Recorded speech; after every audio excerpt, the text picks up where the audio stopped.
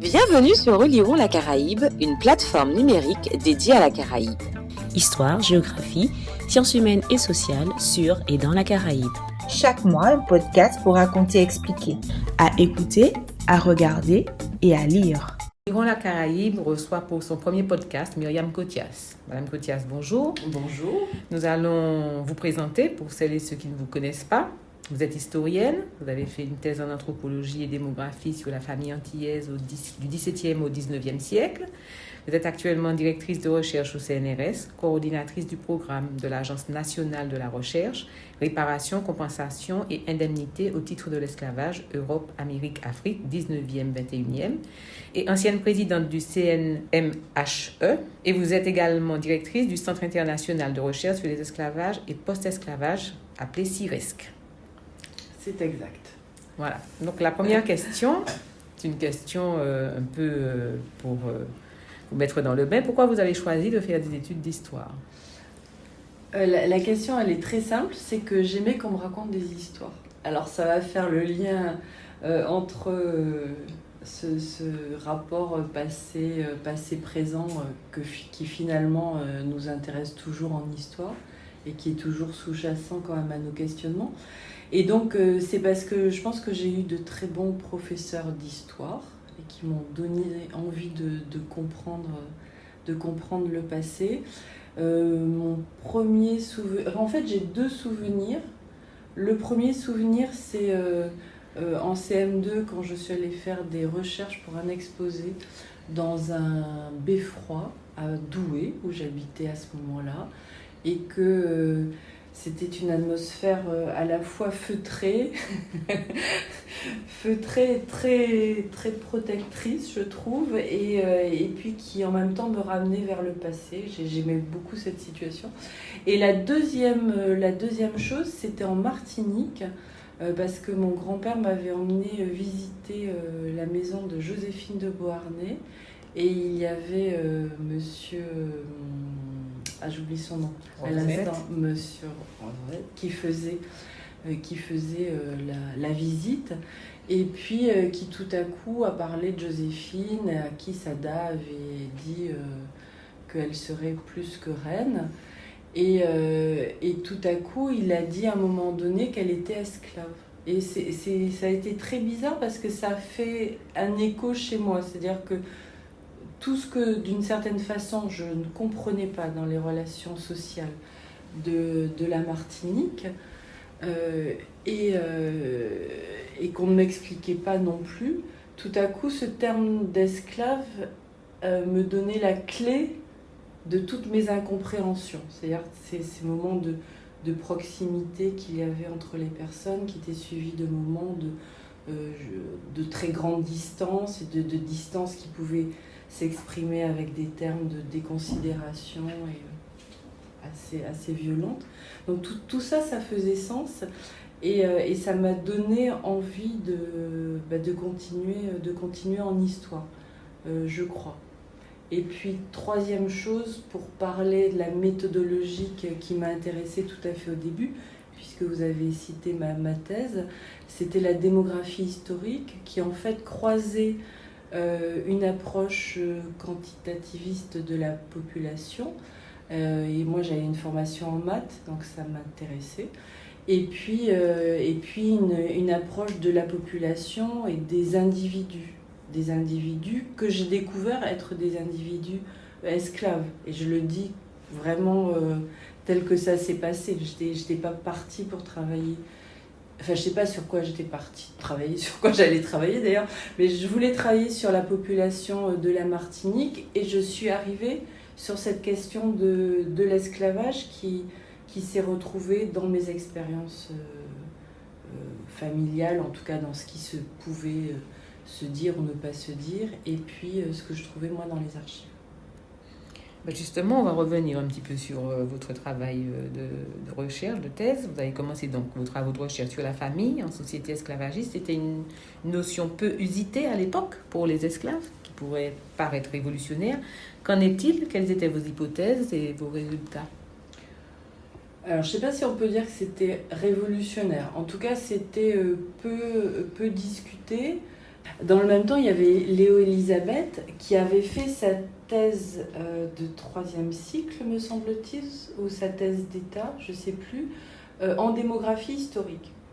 Et alors, ce qui était très intéressant, c'est qu'il finissait sa thèse de démographie historique en disant, finalement, il n'est pas possible d'étudier la population esclave.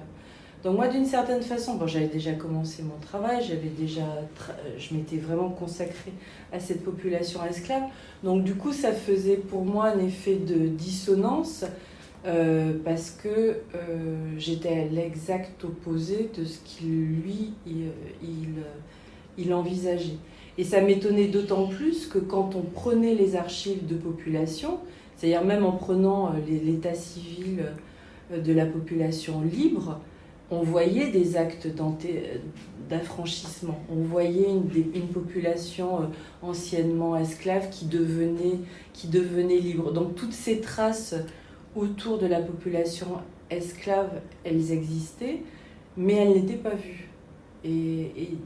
Enfin, je ne me suis pas construite contre, mais je suis partie des archives sans a priori plutôt, et au contraire avec cette volonté de mieux comprendre ce qui se mettait en place dans cette société.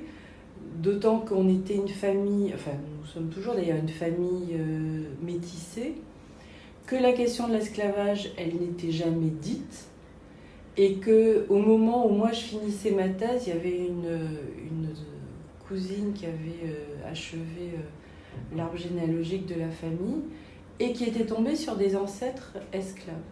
Et ce qui était très intéressant, c'est que quand elle a apporté l'arbre généalogique, ma grand-mère et mes grandes-tantes ont dit « mais c'est incroyable ce qu'on trouve dans les archives, enfin, c'est un peu n'importe quoi ». Vous voyez, donc c'était une façon, et là c'était une confrontation en fait, entre un récit qui s'était fait, un récit familial qui s'était fait d'une histoire qui était totalement déconnectée de l'histoire de l'esclavage, qui était rattrapée par les archives, et de nouveau, la famille était en mesure d'accepter cette histoire. Donc voilà, c'est peut-être aussi le fait que moi, j'ai pas grandi en Martinique, qui faisait que je pouvais avoir plus de distance et par rapport à cette histoire. Et puis voilà, que mon père aussi était alors je pense un parfait républicain dans le très bon sens du terme, c'est-à-dire qu'il croyait à l'égalité.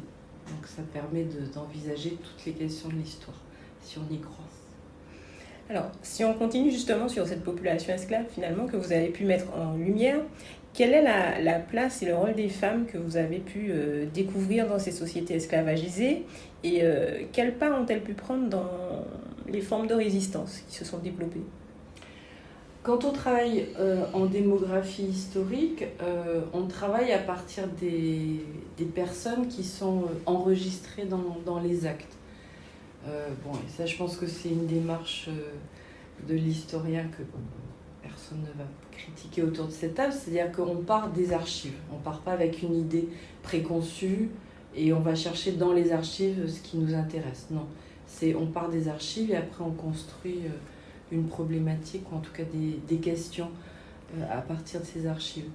Et ce qui était très clair, c'est que dans les archives, il y avait beaucoup de femmes parce qu'elles étaient, c'est elles qui portaient les enfants, et donc la naissance des enfants était enregistrée, et que donc elles étaient largement représentées. Donc à partir du moment où on les trouve, qu'elles sont dans des formes familiales qui ne sont pas les formes traditionnelles européennes, c'est-à-dire qu'on n'est pas dans une famille nucléaire avec un père, une mère, des enfants, mais dans des élaborations beaucoup plus complexes sur 2 ou 3 générations qui cohabitent au sein d'une même famille, d'un même lieu, la place des femmes devenait incontournable. Et quand on le croise avec toute la législation qu'il y a autour des femmes esclavisées, alors moi j'emploie le terme d'esclavisées pour en parler, non pas esclavagisées, parce que ce sont deux néologismes, mais il y en a un qui est plus centré sur le système et un qui est plus centré sur l'individu. Pour moi, c'est l'individu qui m'intéresse plus. Donc, quand on croise toutes les lois autour des femmes esclavisées, on voit qu'il y a pléthore de lois. C'est-à-dire il faut contrôler leur natalité, il faut contrôler les avortements. Enfin, c'est vraiment... on contrôle leur corps complètement.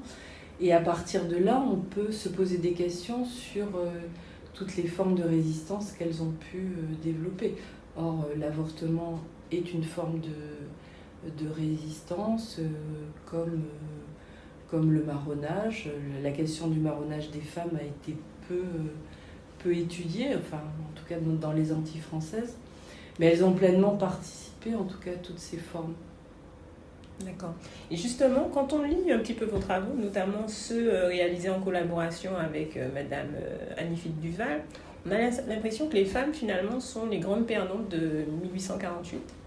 Si on regarde un petit peu la situation des hommes, comment expliquer cette situation et est-ce que ça a été un frein, justement, sur une implication plus tardive dans certains domaines, notamment politiques, aux Antilles? Je pense que 1848, ça impose une vision de la société qui est très européenne. C'est-à-dire, si on repart de la question de la famille rêvée et qui est mise en avant, c'est la famille patriarcale. Il faut lire Victor Schœlcher. Victor Schœlcher, il passe son temps à regretter que les hommes, notamment les hommes esclaves, n'aient pas assez de pouvoir par rapport à leurs femmes. Donc on est dans un modèle qui est un modèle patriarcal et auquel vont adhérer en fait toutes les élites de couleur de 48, celles qui émergent à ce moment-là et qui arrivent au pouvoir et qui sont qui sont dans cette forme d'oubli du passé. Enfin, c'est une injonction politique qui vient aussi bien de la République, mais qui est aussi largement un mot d'ordre politique des élites en Martinique et en Guadeloupe. D'ailleurs, c'est pas seulement la Martinique. Et là, on voit que donc ce modèle devient prééminent. C'est celui auquel il faut adhérer. Et donc, ça va créer, à mon sens, un hiatus entre ce modèle et puis la réalité d'une société qui est une société de paysannerie, en tout cas qui est une société d'une force de travail qui est attachée à la terre, qui a une forme familiale qui est complètement différente. Et il va y avoir un jeu entre une élite qui veut se conformer à un modèle qui est un modèle européen, et puis une population qui vit une autre réalité. Et à mon sens, c'est entre 48 et 50 que justement la notion de femme potomitan va être élaborée, parce que d'une certaine façon, il faut mettre à distance la femme qui est généralement une femme de couleur noire et qui a été affranchie en 48, qui est dans un autre modèle démographique et à qui on va donner à la fois des attributs qui sont des attributs de proximité, de répulsion, parce que les femmes, en revanche, les femmes de couleur de l'élite, elles vont adhérer à ce modèle qui est un modèle chrétien patriarcal, même si au sein des familles, elles vont avoir un rôle assez important, mais en tout cas, socialement, elles vont se retrouver dans des sociétés de bienfaisance, dans des sociétés philanthropiques, d'ailleurs côtoyant à ce moment-là des femmes béquées. Et donc voilà, on crée une sphère là, de pouvoir qui est très cohérente et qui va signifier aussi j'allais dire une adjudication, mais enfin en tout cas elles acceptent socialement de ne pas apparaître comme des personnes qui ont le pouvoir. Je parle de ces femmes de couleur. Donc, alors dire quelles sont les grandes perdantes, je ne sais pas si on peut le dire comme ça, parce qu'on sait très bien qu'elles ont joué des rôles de pouvoir au sein des familles, sans parler bien sûr des militantes qu'il y a pu avoir dans ces familles-là, mais dans ces femmes-là, mais oui, on va le dire comme ça. En tout cas, elles ont un accès aux politiques qui se fait très difficilement, et surtout en Martinique. Justement, vous venez d'évoquer l'injonction d'oubli imposée par les autorités à l'époque en 1848. Est-ce que pour l'époque, ce n'était pas perçu comme une issue pour éviter le chaos? Et par ailleurs, est-ce que cette recommandation justement n'était pas courante? Alors, l'oubli du passé, c'est ce qui construit la République. Enfin, c'est le texte de Renan sur l'alliance des cœurs au sein d'une même nation, qui fait qu'on va oublier les antagonismes et que la République, c'est le point zéro à partir duquel on construit une société. Si ce n'est que là, on était dans une société qui était une société esclavagiste, donc qui a toujours reposé sur des relations extrêmement violentes, et que l'oubli du passé, ça a contenu un peu difficilement quand même les tensions de cette société. Pour plusieurs raisons. On parle du soulèvement des esclaves du prêcheur en 1948. Il y a eu des soulèvements dans l'ensemble de la colonie à la Martinique, et qui ont donné lieu, et ces soulèvements ont donné lieu à des procès qui vont se dérouler jusque dans les années 52. Parce que justement, et l'idée, c'est intéressant à voir, c'est il s'agit de voir si les personnes se sont soulevées parce qu'elles réclamaient des droits, ou si elles se sont soulevées parce que en fait elles étaient dans une démarche si elles voulaient faire des vols ou des pillages qui n'avaient pas d'explication politique. Et l'abolition de l'esclavage, elle va se dérouler sur 3 jours en fait en Martinique. Il va y avoir le 23 mai, il va y avoir le 24 et le 25, et même le 26 d'ailleurs dans le sud de la Martinique. Et donc, partout, il y a des soulèvements, partout ça bouge. Et les procès vont être largement argumentés sur le fait, est-ce que les personnes qui se sont soulevées savaient qu'il y avait eu l'abolition de l'esclavage ? Les informations circulent à la fois rapidement et puis prennent du temps. Et en tout cas, pour qu'il y ait une officialisation de l'abolition de l'esclavage, ça prend plusieurs jours. Et ça va vraiment le débat va porter sur ça. Est-ce que les personnes qui se soulèvent sont au courant ou non de l'abolition de l'esclavage? Est-ce que c'est du droit civil ou est-ce que c'est du droit politique? C'est vraiment cette argumentation qui va être établie. Donc soulèvements qui vont continuer, enfin il y en a tout au long quand même du 19e siècle. 1852, le soulèvement de Sainte-Marie, enfin il y en a beaucoup. Donc l'injonction de l'oubli, elle s'est imposée, ou en tout cas elle a eu une effectivité aussi, parce que le procès de travail ne change pas, ou change à la marge. C'est-à-dire que les nouveaux affranchis demeurent, en tout cas entre 1848 et 1852, restent sur les plantations, parce qu'il n'y a pas d'autre façon de travailler, qui sont mis dans ce système de l'association, qui est un système d'asservissement complet, puisque c'est le partage de la production, mais avec des règles coercitives extrêmement fortes. Donc cette notion politique, elle est aussi traduite par des relations économiques, par un procès de travail donc, qui ne change pas. Donc est-ce que ça a vraiment fait sens ? Je pense que ça a fait sens progressivement et avec le développement de l'école, beaucoup. Mais qu'il y a toute une partie de la population qui a utilisé la notion de glissant, qui est celle du détour. C'est-à-dire qu'on ne se confronte pas directement au mot d'ordre politique. On va aller vivre ailleurs. Enfin, on va faire en sorte de pas avoir à prendre position sur l'oubli. Donc l'oubli, c'est une injonction de 48, mais qui finalement va essaimer beaucoup plus largement. Justement, si on fait le lien 1848, aujourd'hui 2019, quelle place, si on s'interroge sur le lien entre histoire et mémoire, quelle place aujourd'hui l'esclavage a dans l'espace public français aujourd'hui, au sens large du terme? Est-ce que c'est toujours d'actualité dans l'écriture du roman national français, un petit peu dans l'esprit de la polémique sur la loi de 2005? Et est-ce que la formule de M. Trouillot, Silencing the Past, est-elle toujours d'actualité?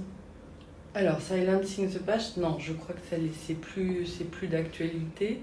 Ne serait-ce que parce qu'il y a des associations qui jouent le rôle de moyen de pression à la fois sur le discours, ou en tout cas qui occupent l'espace public. Donc, rendre silencieux le passé, c'est-à-dire faire taire le passé, je pense que là, on n'est plus dans cette démarche-là. Que l'histoire de l'esclavage ait réellement trouvé sa place, alors je dirais pas dans le roman national, qui moi est quelque chose qui me pose un peu problème, mais que l'histoire de l'esclavage n'ait pas trouvé sa place dans l'histoire de France, ça c'est évident.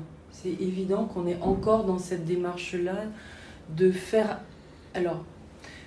accepter sereinement l'histoire de l'esclavage. C'est-à-dire de faire accepter l'histoire de l'esclavage comme un fait d'histoire qui a participé à la construction à la fois de la nation, là pour le coup, mais aussi de l'État français. Ça, je pense qu'on est encore dans ce point d'achoppement parce que l'histoire de l'esclavage est traduite en termes raciaux. C'est-à-dire qu'il y a une polarisation entre, d'un côté, une population blanche, je mets des guillemets à tout ça, mais une population blanche et une population noire. Et le fait est que pour un large public pas très averti, ou en tout cas mal averti, l'histoire de l'esclavage, elle est immédiatement retraduite par un antagonisme sur des bases raciales et en fait une injonction d'adhésion à une identité qui serait raciale. Et moi je pense que c'est vraiment ça c'est un des points d'achoppement qui fait que l'histoire de l'esclavage a du mal à être intégrée, à être acceptée. Parce que quand vous en parlez face à un public, alors si vous avez la possibilité de pouvoir tout développer, d'être très fin dans l'analyse, bon, ça va. Mais si vous êtes dans un discours qui est plus rapide, il y a une sorte d'appropriation, et c'est symptomatique, il y a une sorte d'appropriation du rôle du dominant par une population qui va se définir comme blanche, qui se fait quasiment automatiquement. C'est-à-dire que l'histoire de l'esclavage, elle est retraduite entre victime et puis et maître dominateur et violent. Et je pense que c'est ce verrou-là qu'il est important de faire sauter. Mais si on le fait sauter, ça veut bien dire que aussi on remet en question, ou en tout cas on explique des positions qui sont des positions racialisées. Enfin, en termes historiques, qui est une racisation des populations noires en France, c'est évident, qu'il y ait de la discrimination, qu'il y ait du racisme. Là aussi, c'est absolument évident. C'est pas de ça dont on parle, mais c'est le fait de retraduire de façon extrêmement simpliste une histoire de l'esclavage qui est une histoire faite de complexité. L'histoire de l'esclavage, elle est extraordinairement complexe, avec des positions de pouvoir qui sont très, très différentes, des positions sociales aussi très différentes, et qui font que, voilà, on ne peut pas la résoudre entre une histoire d'un côté les gentils, d'un côté les méchants. Bon, qui est un petit peu une idiotie de dire ça comme ça, parce qu'on n'est pas dans un rapport moral au passé. Et c'est ce que font un certain nombre d'associations, c'est-à-dire essayent d'introduire ce rapport moral au passé, alors que c'est un rapport de scientifique que l'on doit avoir. Que l'on introduise une réflexion sur la production sociale et politique de l'histoire de l'esclavage dans le contemporain, ça c'est autre chose. Hein. Mais le replacer et placer cette grille d'analyse sur le passé, c'est pour moi ascientifique. Attends. Alors justement, compte tenu de ce que vous venez de dire sur le rapport en France à la question de l'esclavage, que pensez-vous de l'instauration de la journée nationale des mémoires de la traite, de l'esclavage et des abolitions, et en fait des 2 dates, quoi. En France, nous avons 2 dates, une le 10 mai et une le 23 mai. Si oui. je ne m'abuse. Des dates qui pour moi sont pas du tout au même niveau, parce que autant la loi du 10 mai 2001, dite loi Taubira 1, était finalement l'aboutissement d'un parcours de reconnaissance, c'est-à-dire de cette mise à l'écart de l'histoire de l'esclavage et de la traite, et puis aussi de cette extériorisation d'une population issue des Outre-mer français et qui était placée dans des rapports un peu dissymétriques concernant la nationalité française et l'acceptation d'un statut de Français. Donc pour moi, la loi de Taubira, elle est dans ce parcours-là. Et donc le 10 mai est une date importante de ce point de vue, parce que c'est une façon de revenir sur l'histoire de l'esclavage et de la traite.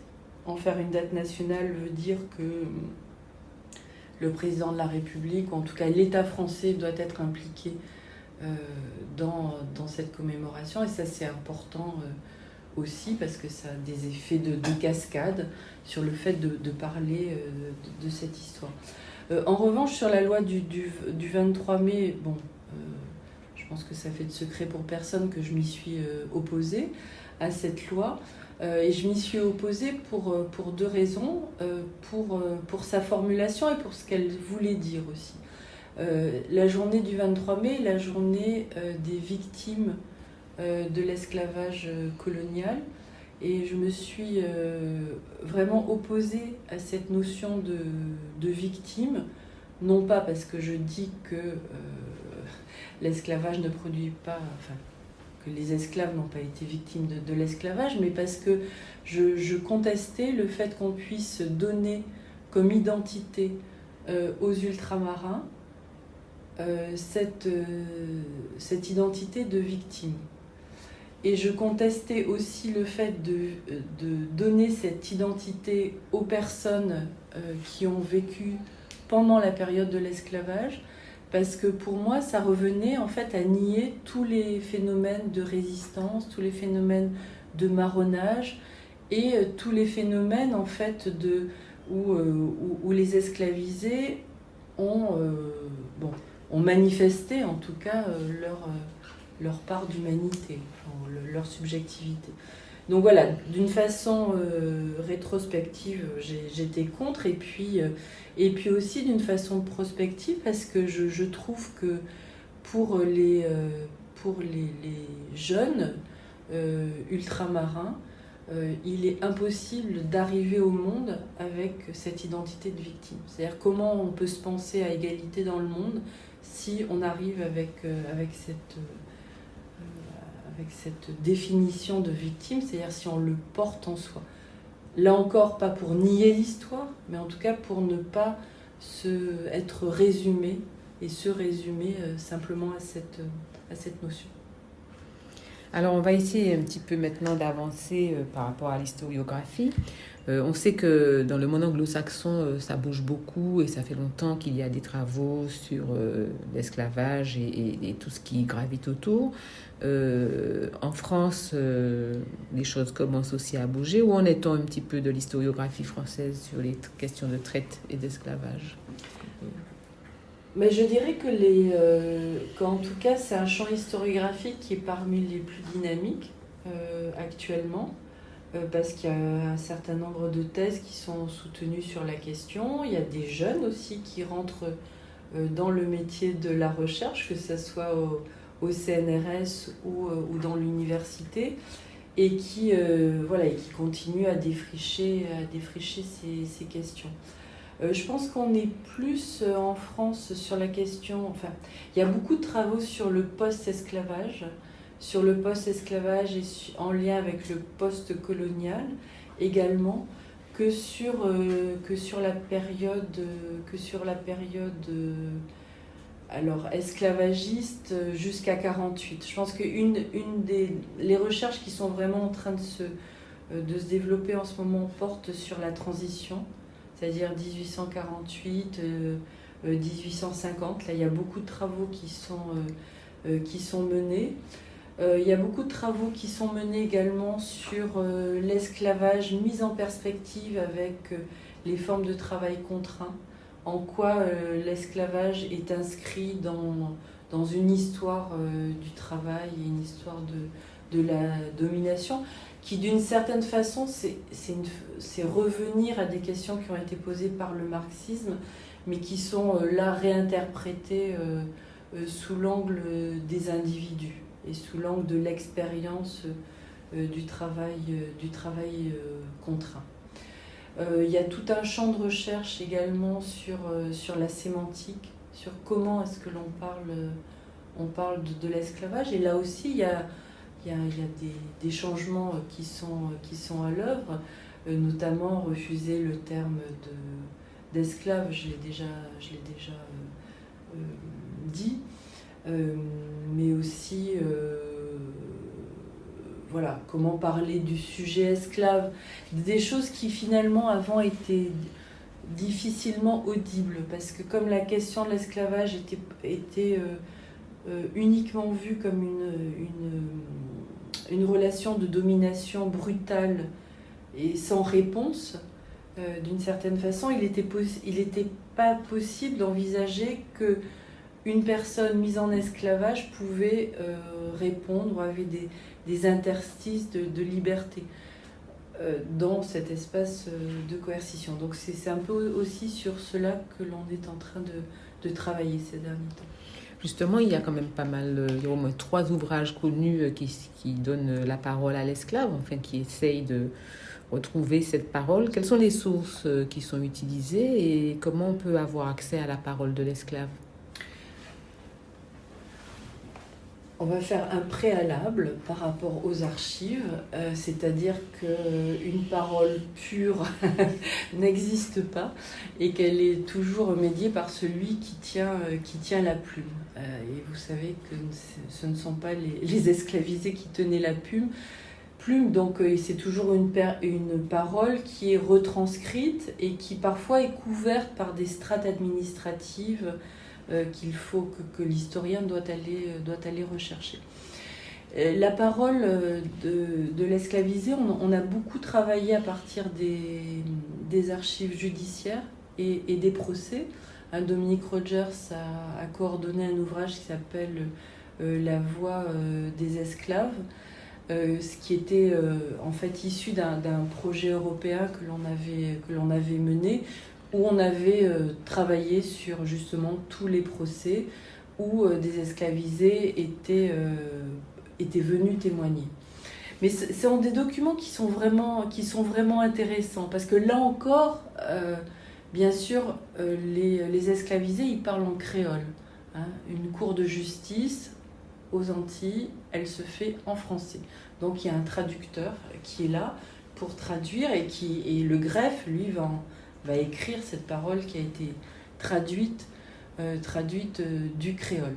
Donc vous voyez, on a des strates là qui nous empêchent de savoir et d'être absolument certain de ce qu'a dit l'esclavisé. Mais quand on fait vraiment des analyses très précises des textes, on voit comment à certains moments il y a des sortes de dérapages par rapport de celui qui traduit ou de celui du greffier, parce qu'ils traduisent mot pour mot des phrases créoles. Alors comment on le sait? C'est parce que c'est pas du français du 18e siècle, mais que c'est du français créolisé. Et donc là, on se dit tout à coup, il y a cette parole qui arrive et qui est la plus proche de la réalité. Donc voilà, l'historien, il fait feu de tout bois et il traque les traces. La parole de l'esclavisé, ce ne sont que des traces qu'il faut aller rechercher partout où on peut la trouver. Alors, on va peut-être parler maintenant, puisque notre entretien a touché à sa fin, de l'actualité, de votre actualité et de vos projets. Tout d'abord, du projet Eurelsk. Est-ce que vous pouvez nous expliquer un petit peu de quoi il s'agit? Oui, alors ça, c'est un programme qui est achevé depuis un certain nombre d'années maintenant. C'était un programme financé par l'Europe, qui mettait en relation des équipes, alors des équipes européennes, anglaises, danoises, portugaises, espagnoles, et puis des équipes qui étaient du continent africain, d'Haïti et du Mexique. Et on avait posé une question qui était une question impertinente et qui pourtant a trouvé de l'écho. C'était montrer que l'Europe s'était construite avec l'esclavage. Voilà. Et donc on l'a décliné à tous les niveaux, que ce soit le niveau culturel, le niveau politique, le niveau économique, montrer comment les guerres qui ont eu lieu, certaines avaient pour objectif la captation de la traite et étaient en lien direct avec l'esclavage. Donc c'est ce sur quoi on a travaillé pendant 4 ans. Ça nous a permis de construire des bases de données, une base de données qui est très importante et qu'on est en train de reprendre, qui porte sur tous les textes législatifs, juridiques et parajuridiques sur esclavage et traite. Donc depuis le XVIIe siècle là on essaye de repousser jusqu'au XXe siècle. Donc ça, c'est un outil de travail qui est mis à la disposition à la fois des chercheurs, mais aussi du grand public. On a fait un site sur l'enseignement également de l'esclavage et de la traite, et puis un autre sur les textes abolitionnistes européens. Voilà. Et donc aujourd'hui, vous êtes coordinatrice du programme de l'Agence nationale de la recherche, réparation, compensation et indemnité au titre de l'esclavage. Pouvez-vous nous expliquer un petit peu de quoi il s'agit et quels sont les objectifs? Ouais. Bon, l'historien, je pense qu'il n'est pas enfermé dans son monde. Donc c'est aussi un citoyen et il est aussi en dialogue avec la société. Donc la question de la réparation, c'est vrai que c'est une question qui a été mise sur la table à un niveau international dans quasiment toutes les sociétés anciennement esclavagistes et qui avait du mal à être étudiée en France. Donc on s'est dit, nous, on va considérer très sérieusement la question des réparations. On va voir quelles sont les archives qui existent et puis qu'est-ce qu'on peut en faire. Si ce n'est que c'est un projet qui est à la fois historique mais aussi sur le contemporain. Donc sur l'historique, c'était voir les archives en Europe et dans l'Empire colonial français. Et puis pour le contemporain, c'était voir les revendications des associations, qu'elles soient antillaises, des Antilles françaises, mais aussi dans la Caraïbe anglophone, hispanophone, états-unienne également. Donc reprendre ces archives, c'était à la fois relire et en tout cas utiliser tous les discours qui se sont tenus à ce moment-là, c'est voir les archives de Victor Schellcher, celles de Bicêtre, et puis voir ces listes d'indemnitaires, c'est-à-dire ces listes de personnes qui ont touché l'indemnité en 1849, après l'abolition de l'esclavage. Bon, là, je suis pas sûre d'avoir vraiment le temps d'expliquer le débat de cette époque-là, mais en tout cas, bon, les propriétaires d'esclaves vont toucher une indemnité dans l'ensemble des colonies anciennement esclavagistes. Ce qui veut dire Martinique, Guadeloupe, Guyane, La Réunion, mais aussi le Sénégal, et aussi Nosy-Be et aussi Sainte-Marguerite, donc les colonies de l'océan Indien. Donc il y a une thèse en ce moment qui est en train d'être réalisée par Jessica Balghi et qui porte, alors elle a, je veux dire deux choses. On a constitué une base de données qui sera mise en ligne dans peu de temps sur toutes les personnes qui ont touché l'indemnité. Jessica Balghi, elle travaille plutôt sur les indemnitaires de couleur qui ont touché l'indemnité. Parce que là encore, vous voyez, on est en train de complexifier l'histoire. Ça a été polarisé, la question des réparations, entre des grands propriétaires qui auraient touché cette compensation et qui donc auraient se seraient enrichis du fait de cette indemnité. Et puis des esclavisés qui n'ont rien touché. Alors ça, c'est un autre débat, et c'est un débat que l'on peut poser, mais enfin qui est pas posé au XIXe siècle, sauf de façon marginale par Schellcher et Bicêtre, hein, qui vont demander avec une conviction terrible, mais enfin qui vont quand même demander une indemnité pour les esclavisés et qui ne vont pas obtenir gain de cause.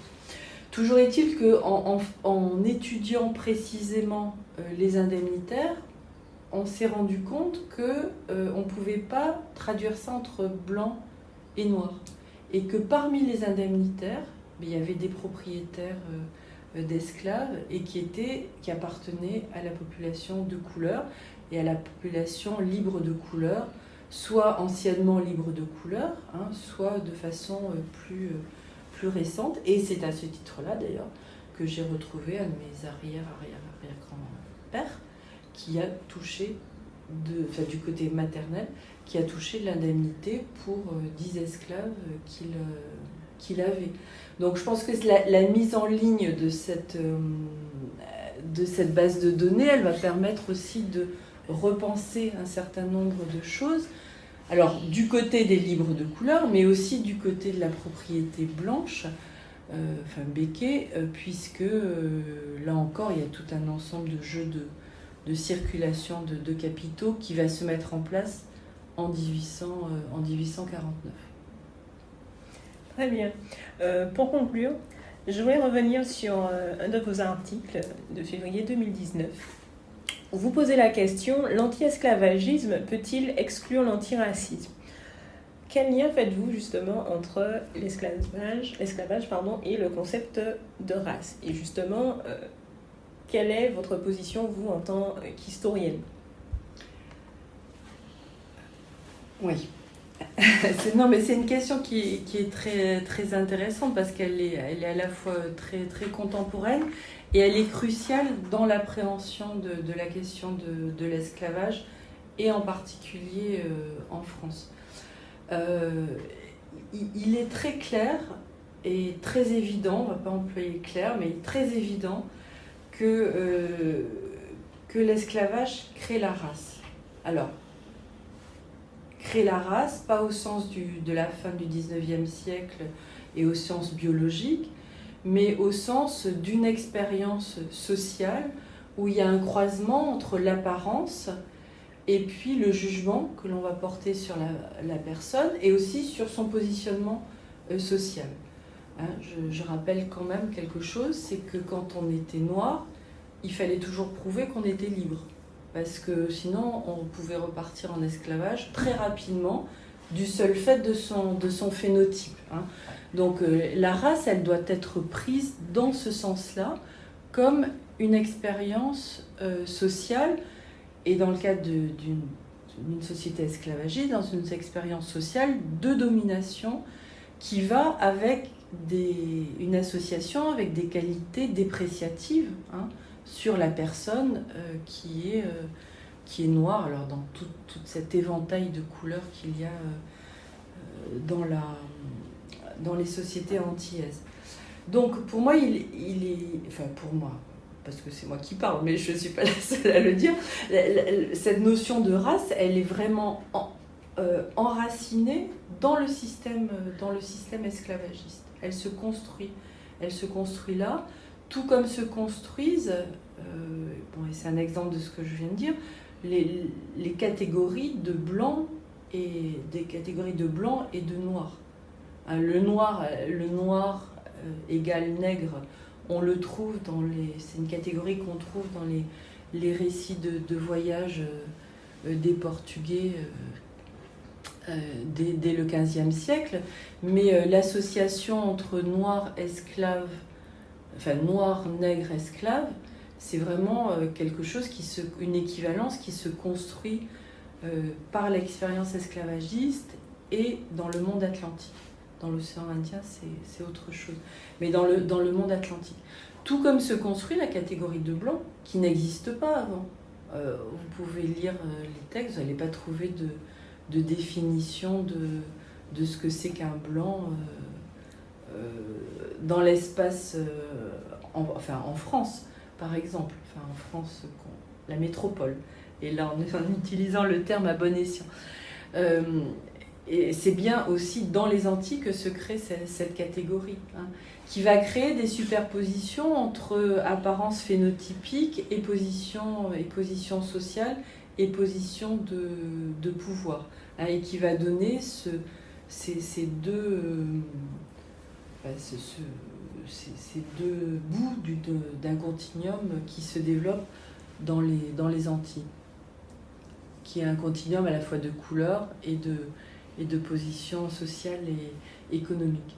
Donc voilà, si la race a bien cette origine-là, si elle aboutit du fait de la deuxième colonisation, du fait du développement vers l'Afrique et l'Asie, et du développement des recherches sur la race, notamment par la Société d'anthropologie de France, on arrive bien à l'étape qui suit, qui est celle du racisme, c'est-à-dire le racisme, une mise en discours de l'infériorité, d'une infériorité basée sur la couleur et des qualités morales. Voilà, donc pour moi, la chaîne explicative, elle est très, très cohérente. Madame Cotias, nous vous remercions pour ces échanges très riches autour de la thématique des esclavages aux Antilles entre le XVIIe et le XIXe siècle. Chers auditeurs et auditrices, nous vous disons à bientôt pour un nouveau podcast sur Oliron la Caraïbe. C'était Oliron la Caraïbe, une plateforme dédiée à la Caraïbe sur Facebook, Twitter et Instagram. à écouter, à regarder et à lire.